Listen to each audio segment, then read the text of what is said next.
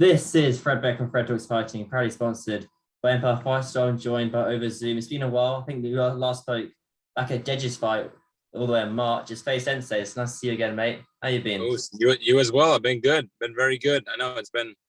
When was that? When was that fight? That was March. March. And Tommy had his fight. It was a few months ago. Time flies. Yes.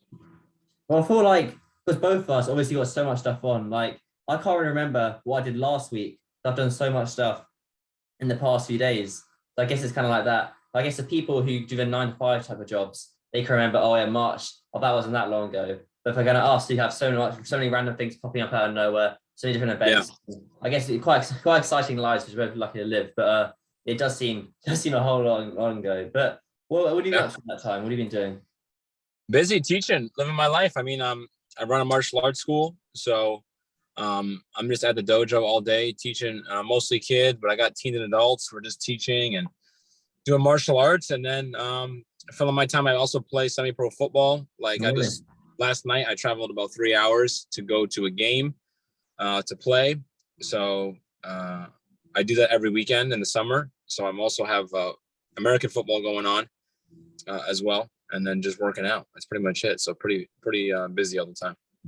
How's your life kind of changed, or how's your routine changed since your fight got announced to King Kenny?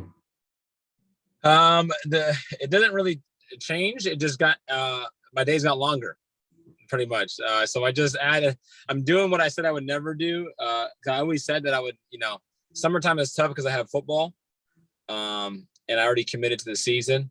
But with the school, nothing. With my life, I don't like for things to take a hit or take a step back. So I guess my leisure time and my YouTube videos are the thing that took the most hit. So I spend all the extra time that I had now is just spent training. Talk to me about the opponent, King Kenny. Why pick him as an opponent? Obviously, I think him and Faze Temper was probably the most high skilled fight on the last card in March. Why pick him as an opponent, King Kenny? Yeah, I didn't pick him. It wasn't like I was looking for Kenny as an opponent. It was I wasn't really looking for an opponent. They wanted, Mams wanted me and KSI wanted me on the undercard. So they brought the opportunity to me. And I said, I'm all ears. I don't definitely want to fight. I'm like retired. I haven't fought. I haven't competed. So they threw me some names, but really the only one, I guess, was Kenny. So at the time there was like, Kenny's the one that makes sense. He just fought. There's relevancy here. There's the whole Faze Temper storyline because he wants redemption. So they asked me if I'd do it and then offered me a nice paycheck. So I was like, I'm a working man, so I'll put on my hard hat. Let's do it, man. You can't go wrong with a nice paycheck. But do you think that's why Kenny wanted to fight you? Because of the fight of Faze Temper and he wants to fight another Faze Clan member? Yeah, I think for who was available, if you listen to what Daly said and what they said, his coach has said there's no point in taking a fight with someone who doesn't have experience. Kenny has skill, right? He's shown that he has skill, clearly.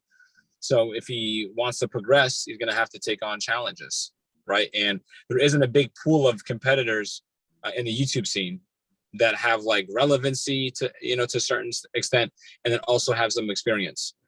So I know he tried to fight. At least I believe I remember hearing that he tried to have a fight with like Jay Swingler or some other people that were like in similar size, but those just didn't happen.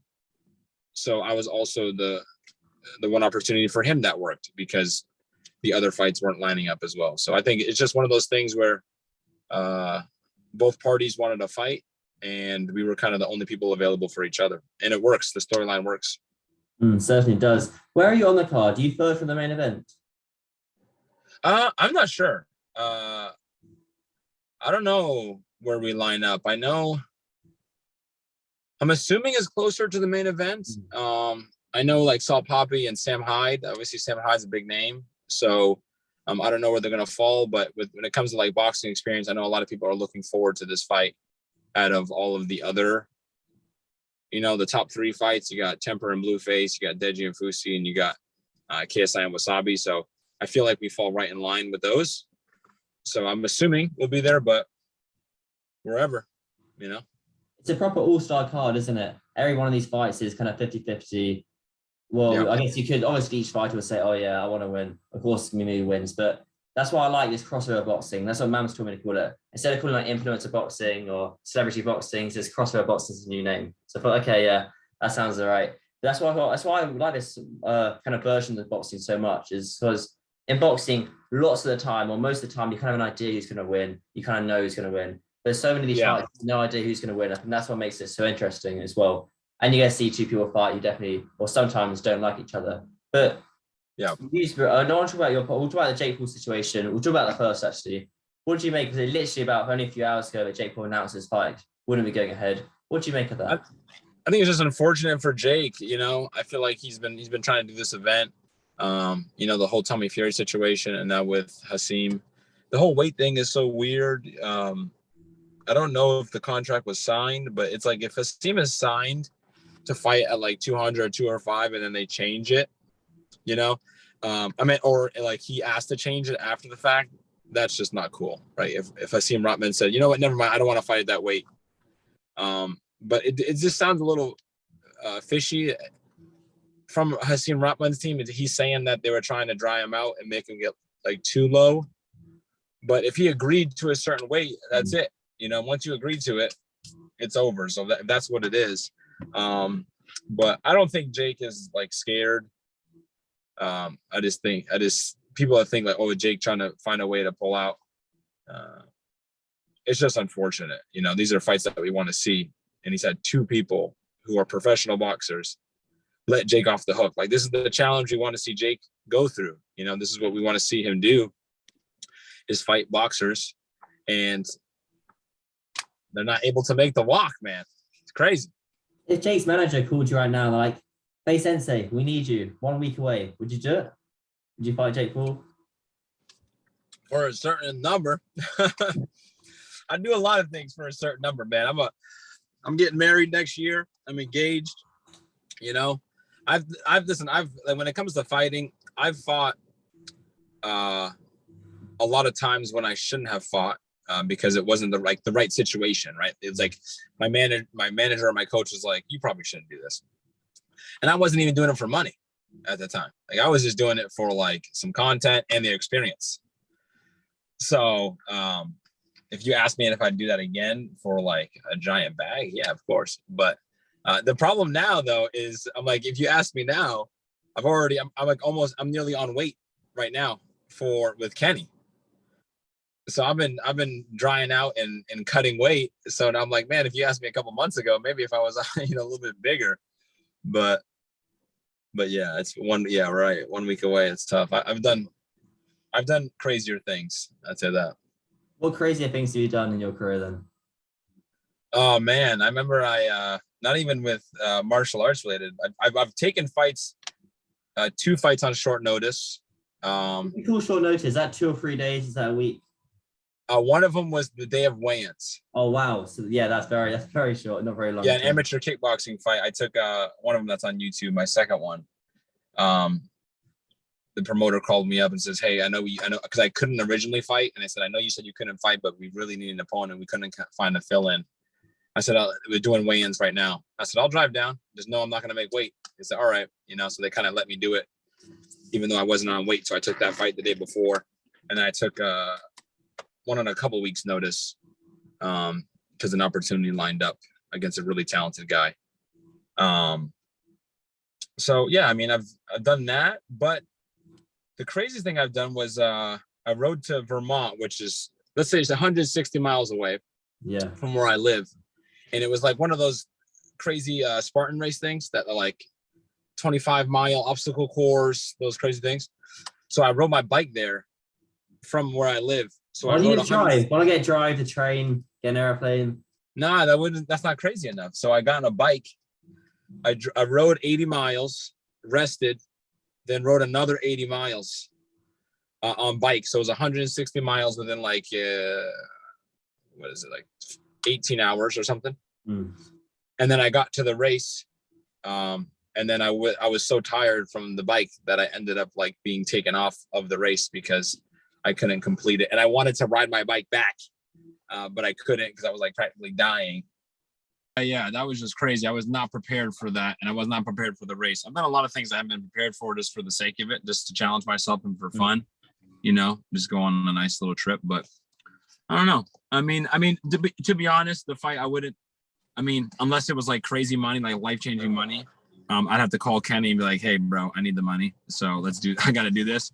But I wouldn't do it, if it wasn't for that, because I've already signed to this event for Kenny. Just out of respect, we're training, we're working hard, so we both deserve our opportunity. So I'm really looking forward to that. Certainly. When the Zoom just lagged out there, I don't know if the viewers can notice, but the angle was switched a little bit. I just saw a video pop up on Instagram, and KSI predicted the King Kenny to beat you. What's the reaction to that? Oh, he has. I don't know. He says that he thinks Kenny wants it more, and that's why he's picked King Kenny. I can see that. I think he probably does, in a sense, want it more in terms of like not the victory, but I think because he, in terms of like his YouTube boxing career and what it means to him and the significance, right? And he's the underdog, right? So the opportunity for him, the reward for him is so high, right? If he beats someone like me with my name and my experience, that's huge for him, right? It's so for me, right? I'm not really in a like if I beat Kenny, that's what most people expect. It's not like it puts me into a new stratosphere or like it gets me a big opportunity. You know what I'm saying? So like in terms of that, there's a bigger reward. But to be honest, that doesn't really mean anything when you're competing. I think the desire and wanting it more, I think some people like JJ like wears it on his sleeve. He approaches that way all the time. But you don't when you're competing, if you compete that way, it doesn't matter. Like having heart or being intense during stuff, you just need to have that in the fight. And I would argue that when it comes to like especially competition in combat sports, I've always displayed a lot of heart. Like for example, like even when I went to spar Gib, right? A lot of people wouldn't even done that because I had not trained. I wasn't even hitting mitts, right? So I wasn't even training or sparring or doing anything for months on end, right? I wasn't training at all. When did you spar Gib? What fight was that for him? Yeah, it was about 2 weeks before his Jake Paul fight. Okay, a while back then, yeah. So he was closing up on his camp with Jake, with preparing for Jake. And I flew on a plane that day and said, I'll do 6 rounds. And mind you, I have not been even training, so or like athletically even for anything. And I feel like a lot of, because I know that I can push myself. I know that I can, just with my pure will, I can make it 6 rounds, even if I don't have any cardio. Right. So it's one of those things where like I'm willing to do that and push through it because I like Gib and I wanted to see him win, and I'm going out there and it's awesome content.